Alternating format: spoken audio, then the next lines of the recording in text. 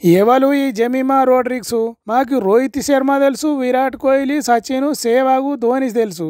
ఇంతకు జెమిమా ఎవలు అంటారా? నిన్న women's world cup semi-final Australia దేశాన్ని ఒంటి చేత్తోని ఓడించిన ఆడ కోహ్లీ, క్రీజుల పాతుకపోయిన ఆడ రాహుల్ ద్రావిడ్, శత్రువు మీద విరుసుకపడ్డ ఆడ సేవాగ్, ఆఖరికి జట్టును గెలిపించే ఆడ ధోని. సెమీఫైనల్ ఆటల ఆస్ట్రేలియా దేశం 339 పరుగుల లక్ష్యాన్ని పెట్టింది. అంత స్కోరు దాల్చుకుంటేనే ఓడిపోతామనే ఆలోచన వస్తుంది. అంతేకాదు 2 ఓవర్లకే మంచిగా ఆడే షఫాలి వర్మ కొద్దిసేపటి తర్వాత శృతి మందన అవుట్ అయినరు. అప్పుడు ప్రతినబూనింది జెమిమా రోడ్రిగ్స్. కొండ తీరుగా కనిపిస్తున్న లక్ష్యాన్ని తన కండబలం, బుద్ధిబలంతో ఛేదించింది.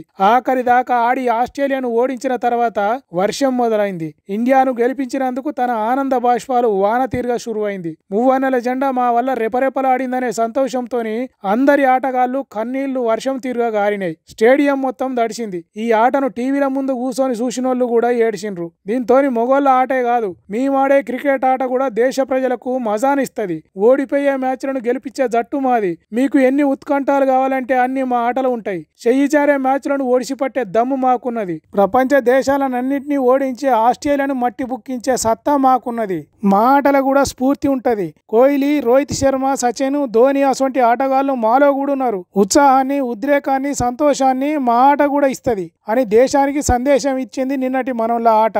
అందుకే ఆడోళ్ళ ఆటను కూడా చూడుండ్రి, ఆదరించుండ్రి. ప్రపంచ కప్పుకు ఒక్క అడుగు దూరంలో ఉన్న మనోళ్లకు అండగా నిలబడుర్రి. జై భారత్. జీతేగా India women's team world cup జీతేగా అని అంటున్నది దేశం మొత్తం. ఇప్పుడు మన దేశంలో ఇండియా అంటే ప్రేమలోనోళ్ళు లేరు కానీ బాధ్యత లేని వాళ్ళే ఎక్కువ ఉన్నట్టు కొడుతున్నది. మరి లేకుంటే ఏంది? చెత్త ఎక్కడ పడితే అక్కడ వేయద్దు అనే ఇంగితం లేని వాళ్ళు ఎక్కువ ఉంటే ఎవరు మాత్రం ఏం చేస్తారు చెప్పుండ్రి. కానీ బెంగళూరు మున్సిపాలిటీలు మాత్రం ఊకలిదుల్లో దేశం మీద భక్తి లేనట్టు చేసేటోళ్ళను, నేను ఒక్కరిని వేస్తే దేశంలో చెత్త పెరుగుతున్నదా అనుకునేటోళ్ళను, బాధ్యత అనేది మా ఇంటా వంట లేదు అని ఫీల్ అయ్యేటోళ్ళను గుర్తుపట్టి ఇట్లా వాళ్ళ ఇంటి ముందట చెత్తను గుమ్మరిస్తుండ్రు. మీరు రోడ్డు మీద ఏడబడితే ఆడ చెత్త వేసుకుంటా పోతే ఊడ్చుకుంటా వచ్చేదానికి మున్సిపాలిటీ వాళ్ళు ఏమన్నా మీ జీతగాళ్ళ? భారతీయునిగా ఉన్నప్పుడు బాధ్యతతో ఉండాలి కదా. చదువు సంధ్య లేని వాళ్ళ తీరుగా చెత్తను మీ ఇష్టం ఉన్న కాడ వేస్తే గిట్లనే చేస్తామన్నట్టు చేసిండ్రు. ఇప్పుడు ఎత్తిపోసుకోండి. ఈ చెత్త ఎత్తుతుంటే తెలుస్తుంది మున్సిపాలిటీ వాళ్ళు బాధలు ఎట్లుంటాయో. ఇప్పటికైనా బుద్ధి తెచ్చుకొని మెదులుండ్రి అన్నట్టు చేసిండ్రు. అంతేకాదు 2000 ఫైన్ వేసిండ్రట. మరి అంతే కదా, దేశంలో చెత్త పెరుగుతున్నది, దాంతో భూమిలో ఉన్న నీళ్లు కూడా కలుషితమై ఖరాబ్ అవుతున్నాయి, మనుషులకు లేనిపోని రోగాలు వస్తున్నాయి అనేది చూస్తున్నాం కదా.